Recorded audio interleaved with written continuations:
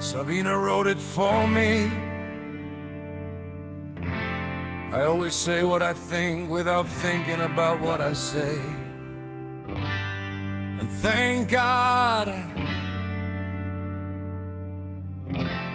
at least he did it that way.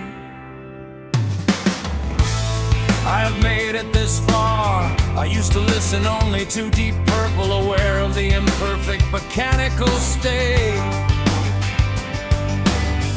of a happiness stolen from somebody else's comfort, and of a concern acquired through the fear of the adrenaline-filled change that filled my life with responsibilities. I sat down to write the most beautiful song of all, and ended up writing an email to my friends in an act of revolutionary noise, lost and found again in the sigh of a new soul that passed through my neck. Writing a letter to my friends instead of the most beautiful song. Writing a letter to my friends, trying to understand where I belong.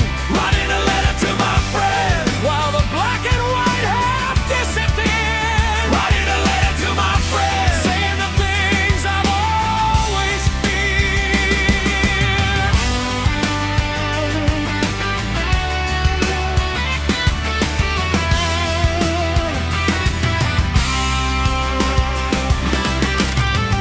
If nothing is black anymore and nothing is white, then maybe everything is gray. That is what I am facing. That is the reason for this silent, desperate scream, escaping the fattening effect of a marriage, children, and routine inside a neighborhood gym, while forgetting so many things once written under never and ever again. Almost every eternal vow of that revolution called adolescence has broken apart unnoticed, heard between the cries and the laughter of a new generation created by my own body. And here comes the reflection. Will I leave behind, using his very name as an excuse, the same road even more damaged than the one that was left to me? Will I have to accept it and pass it on? Son, this is life. It's messed up, but it's the only one there is. Writing a letter to my friends instead of the most beautiful song. Writing a letter to my friends, trying to understand where I belong. Writing a letter to my friends while the black and white have disappeared. Writing a letter to my friends, saying the things I've always feared.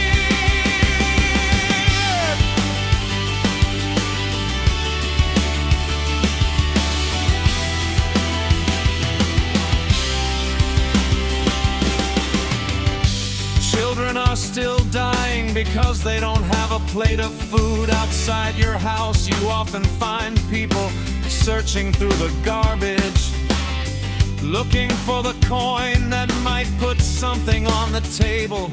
One day, instead of disgust, it should make us feel ashamed.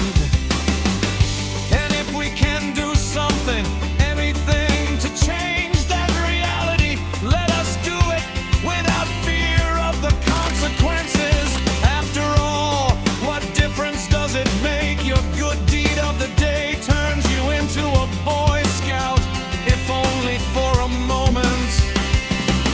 The one who doesn't cry doesn't get fed, but the one who doesn't get fed